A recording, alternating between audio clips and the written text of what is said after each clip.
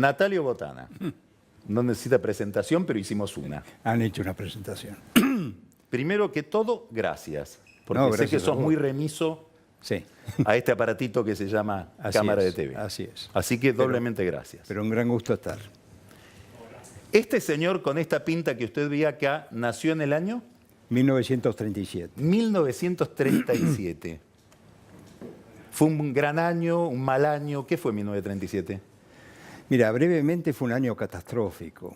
Catastrófico porque fue el año de la consolidación de lo peor que tuvo el siglo XX en materia política, que fueron los órdenes llamados así totalitarios, ¿no?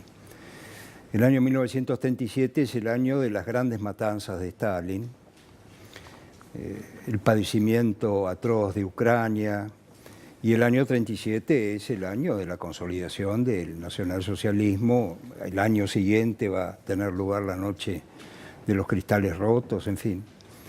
La catástrofe anunciada por el gran fracaso de la paz que se intentó hacer luego de la Primera Guerra Mundial. De modo tal que el contexto era muy cruel, y a eso podemos sumar el padecimiento de China, en aquella época invadida por la otra faz del imperialismo en Asia, que era Japón. En Argentina las cosas eran más calmas, pero vivíamos en una situación muy peculiar, porque durante la década del 30, a raíz del golpe de Estado del 6 de septiembre, hubo una política económica muy dinámica de reconstrucción, pero todo se hizo bajo el amparo del fraude, ¿no?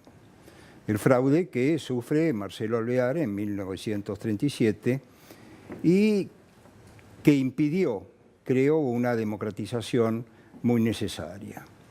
De modo tal que 1937 es el comienzo de una presidencia muy débil que va a terminar con otro golpe de Estado, que es el origen de muchos de los problemas que enunciaste con mucha precisión en tu comentario editorial. El golpe de Estado de 1943, en el golpe de Estado de 1943 se incubó el peronismo, pero sobre todo en 1943 comienza una era que no ha terminado en la Argentina, que es la era de la inflación. Eso va a comenzar a acelerarse a partir de la gran victoria de Perón en el año 1946, va a llegar a límites muy altos en 1949. A partir de ese momento se van a suceder planes de estabilización, infinitos planes de estabilización que nunca logran estabilizar, pero que marcan a fuego una Argentina que todavía hoy está pendiente. En 1983, es sabido, recuperamos la democracia. Al recuperar la democracia, recuperamos una constitución política. La constitución de las libertades públicas, la constitución de la división de poderes, la constitución de la libertad electoral. Pero no recuperamos el símbolo propio de la constitución económica, que es la moneda. La Argentina sigue siendo un país con una moneda muy endeble, y todavía dominada, pese a los esfuerzos del gobierno que acabas de enunciar, dominada por fuertes poderes corporativos.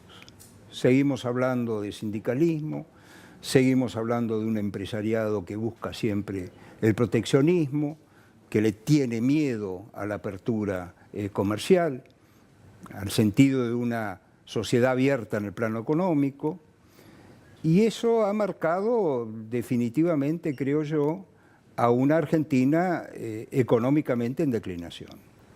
Porque la Argentina del año 1937, pese a los problemas políticos graves que tenía, era en alguna medida lo que José Luis Romero llamó el país de la aventura del ascenso, ¿no? Seguíamos recibiendo inmigrantes, teníamos un sistema educativo, no había encuestas en ese momento ni análisis comparativos, pero de gran rendimiento comparado con sistemas educativos como el italiano, el español. Esa Argentina era una Argentina que, pese a sus enormes dificultades políticas, miraba hacia adelante, ¿no? Hoy esta Argentina quiere mirar hacia adelante, pero evidentemente tiene trabas muy grandes. Y trabas muy grandes que derivan también de que a partir del 30 y del 43 se abre el periodo de los regímenes militares en la Argentina, y ahí se acentuó enormemente el talante corporativo en la sociedad, porque al fin de cuentas uno se olvida que las obras sociales no fueron dadas por Perón, Sino por los militares. sino por Onganía. Claro. Onganía, que, para aclarar, fue una dictadura blanda, digamos, porque la dictadura vino después, entre 1966 y 1973. De modo tal que en este momento, evidentemente, como en todo proceso histórico, estamos viviendo, Carlos, herencias del pasado muy fuertes que hay que desatar y que la democracia a partir de 1983 no ha logrado desatar. Ahora te hago una pregunta respecto de esto. Miremos las elecciones. Bien. Aparece esta novedad, que es un triunfo electoral, digamos, que ratifica muy ampliamente lo que había pasado en el 2015, lo consolida. ¿Vos crees que eso sirvió para cerrar el problema de representación que había en los sectores medios a partir de la crisis del radicalismo, de la crisis del 2001, etcétera? ¿Qué significa Cambiemos para lo que es la historia de los partidos y de la representación política de los últimos 15, 20 años en el país? Bueno, acá tenemos dos planos, por lo menos, ¿no? En primer lugar, el plano doméstico, Argentina. Cambiemos es una nueva experiencia, pero que se engarza con experiencias que previamente fracasaron, ¿no? Porque no hay que olvidarse que hubo una alianza, que llevó a Fernando de la Rúa a la presidencia de la República y que no terminó bien. Pero es una novedad importante. Es cierto que los sectores medios, sobre todo con la crisis del radicalismo, quedaron un poco huérfanos después de la gran crisis del 2001-2002, y es cierto también que el PRO nace como una fuerza nueva de esa crisis. Eso es absolutamente cierto.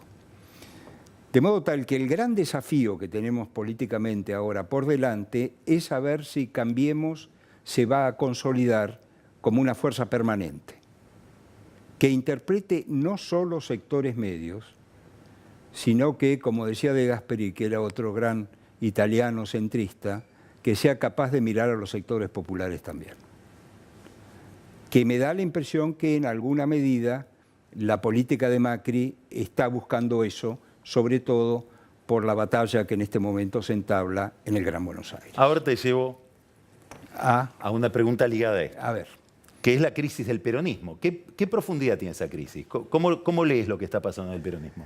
Lo leo históricamente, no es la primera crisis. No es la primera crisis que tiene el peronismo.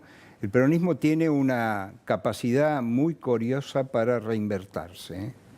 En el año 1983 tuvimos una gran euforia y estábamos convencidos de que entrábamos en una nueva etapa. El peronismo se reconstituyó y el peronismo ganó la alternancia en el año 1989. Cuando se produce la gran explosión del 2001-2002, el se vayan todos, el peronismo se reconstituye de una manera muy curiosa, ¿no? Se reconstituye haciendo de la primera vuelta una especie de interna propia que consigue Kirchner con 22 y pico % de los votos superar a Menem, porque Menem se da cuenta que no puede afrontar una segunda vuelta. Y a partir de esa victoria, Kirchner desde el Estado, de acuerdo con una muy fuerte tradición peronista, reconstituye la situación del peronismo. De modo tal que en este momento, efectivamente, el peronismo está viviendo una crisis muy seria, pero yo seguiría con mucha atención dos cosas, Carlos. La primera, ya lo has dicho y no hay por qué insistir en ello, es el Gran Buenos Aires. Es lo que se llama la batalla del conurbano. Pero la segunda es la periferia de provincias que configuran el sistema federal argentino. Ahí el peronismo siempre tuvo raíces muy fuertes y produjo una gran paradoja, porque ciertamente el peronismo fue el partido del conurbano y de la clase obrera organizada, ¿verdad? Pero los presidentes vinieron de la periferia. Claro.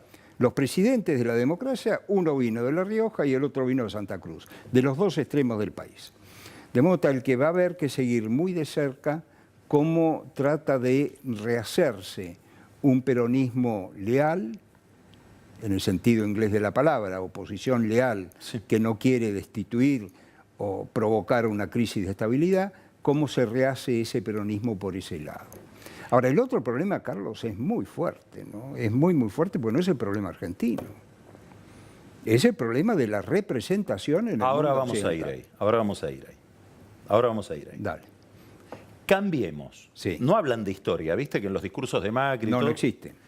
¿Vos les reconocés una genealogía si tuvieras que buscar raíces Sí. en alguna tradición, algún parecido? Sí, alguna genealogía hay. Hay una genealogía, Carlos, diría yo, de una gran orfandad. La orfandad de la, que podría llamarse de una manera muy grosera, de la derecha argentina. Cuando la derecha pierde, pierde por vez primera en el año 1916, no se reconstruye. Hay que leer El orden conservador, pero sobre todo un capítulo extraordinario que es el análisis de cómo veían los conservadores Sí. esa reforma electoral que van a proponer Claro. al Congreso y cómo le sale el tiro por la culata, ¿no? Tiró por la- estaban convencidos de que ganaban y perdieron. Ahora, lo interesante del caso, para sintetizar procesos históricos muchísimo más complejos, es que a partir de ese momento, el conservadorismo nunca gana si no es a través de golpes de Estado. Nunca gana. En ese sentido, el PRO representa un poco el intento de colmar ese vacío. Ahora, estamos ante una novedad importante entonces. Es una novedad importante porque además, y eso es muy claro, yo soy un convencido que el PRO no es un partido de derecha en sentido tradicional. Uno puede decir, es un partido de derecha en el sentido de que está apoyado por una red de ejecutivos o de deseos de empresa y demás que ejecutan, por otro lado, las políticas públicas. Pero es un partido que busca un horizonte mucho más amplio y que no puede constituir Cambiemos sin el radicalismo. Este es un mensaje que le doy al PRO. Tienen que constituir Cambiemos. Tienen que constituir Cambiemos porque el radicalismo lo que le da al PRO, que es un partido netamente urbano por la capital federal y por la provincia de Buenos Aires, es una red de apoyos provinciales sin los cuales el sistema político argentino no puede funcionar. De modo tal que ese punto es fundamental y yo desearía fervientemente ver cómo Cambiemos Se institucionaliza. se institucionaliza como tal. Macri, como personaje político. Ajá. Un gran amigo tuyo, Julio María Sanguinetti, dice, no, Macri es un político completo y lo vimos en Boca. Ahí está el Macri político. ¿Cómo lo ves a Macri como líder? ¿Qué te llama la atención de él? ¿Qué incógnitas tenés? Es un ¿En qué líder- pensás cuando lo mirás? Es un líder muy peculiar. En primer lugar, hay algo que no se suele decir mucho. Macri lleva 10 años ganando elecciones sin parar. Eso es importante en política. Y bueno, es muy importante ganar.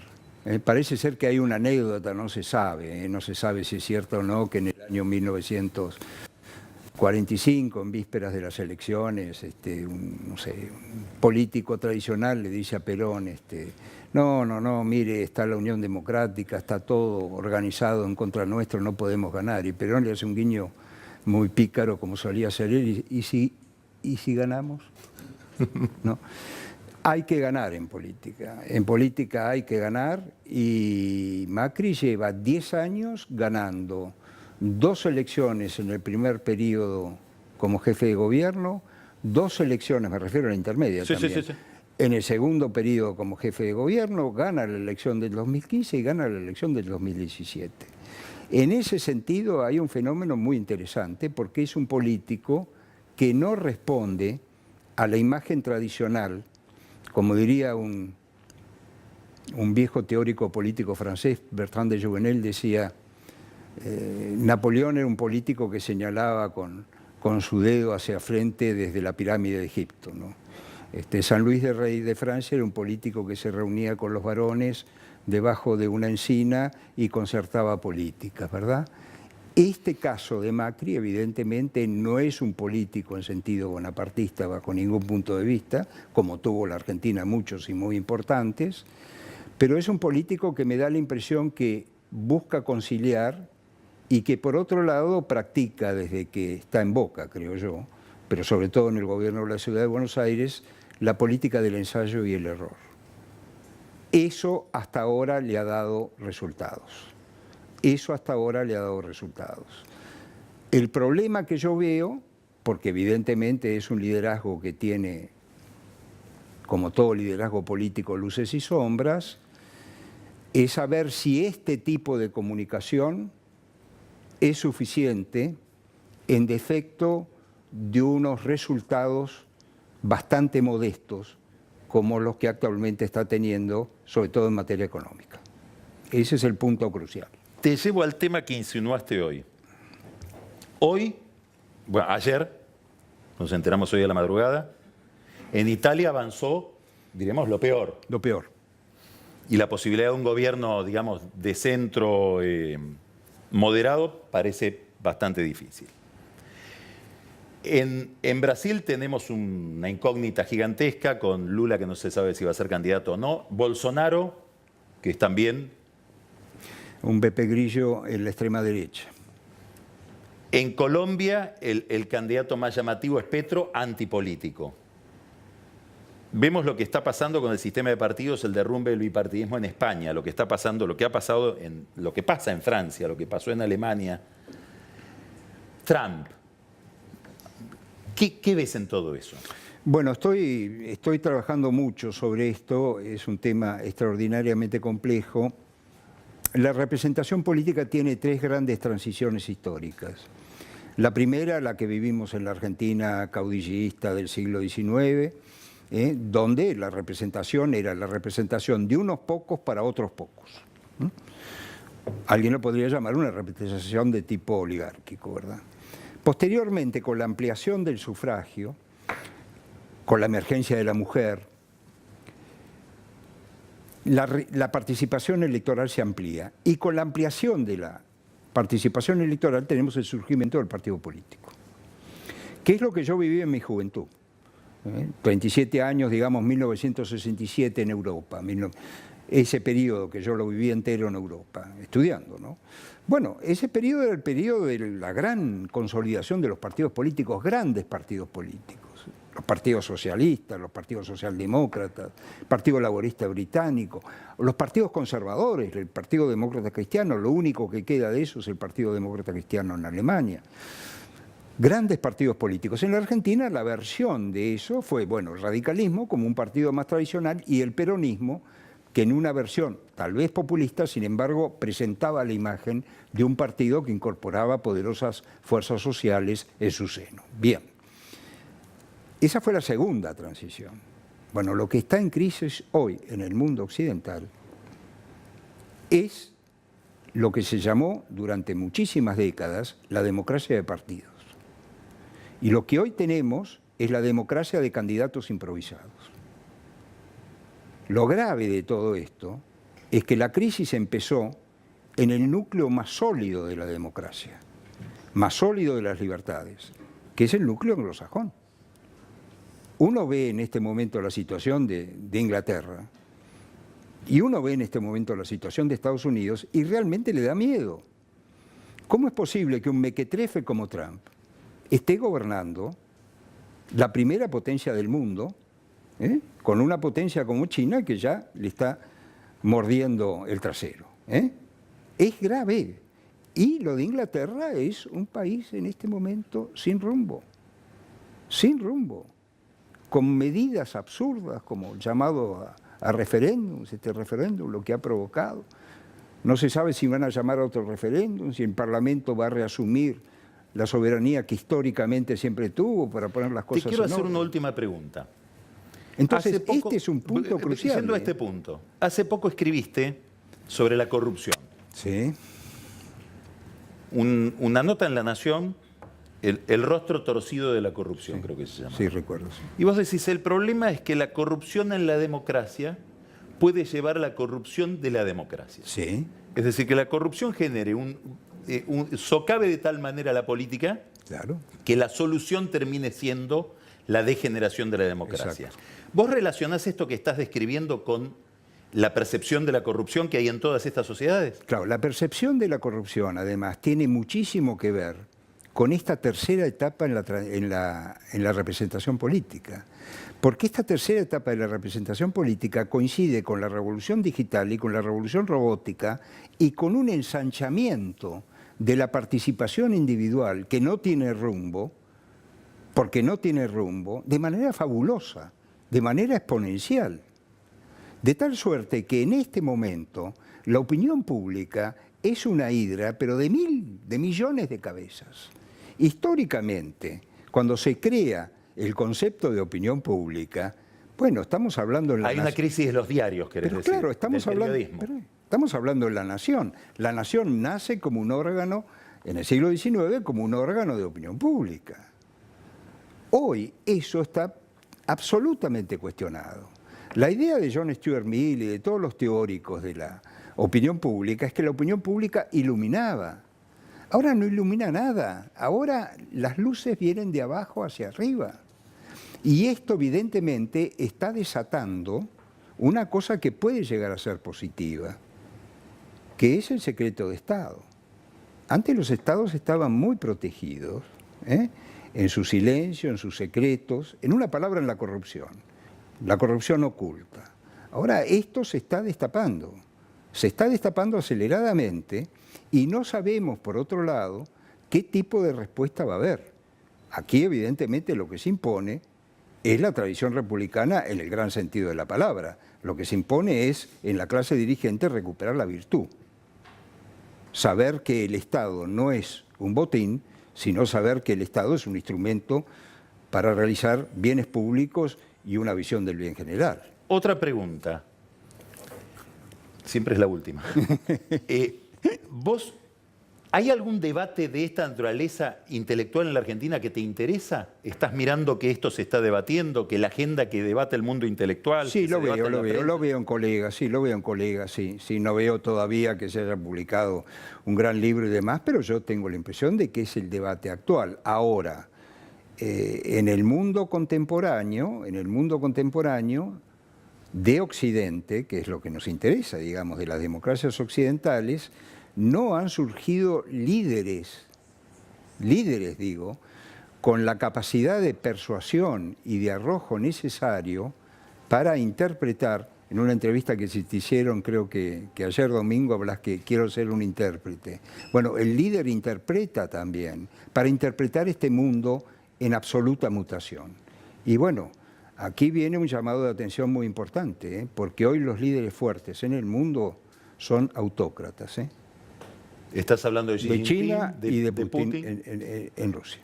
Y eso es un llamado de atención muy, muy importante, porque esta tercera etapa en la representación política tiene que encontrar su cauce, se tiene que reconstituir, porque está en juego el destino de la democracia, que como forma política ideal es mucho más permanente y atraviesa no solo siglos, sino también milenios de nuestra historia, ¿no? Natalio, seguiríamos toda la noche. Seguiríamos toda la noche. Así que espero que me digas que sí otra vez. Bueno. Muchísimas gracias. Gracias, Carlos. Usted lo disfrutó, Natalio Botana. Vamos a un corte y vamos a hablar con Marcos Buscaglia de qué está pasando en el mundo en relación con la Argentina en términos financieros. Si hay algo que se está enrareciendo para Macri y para los argentinos. Ya volvemos.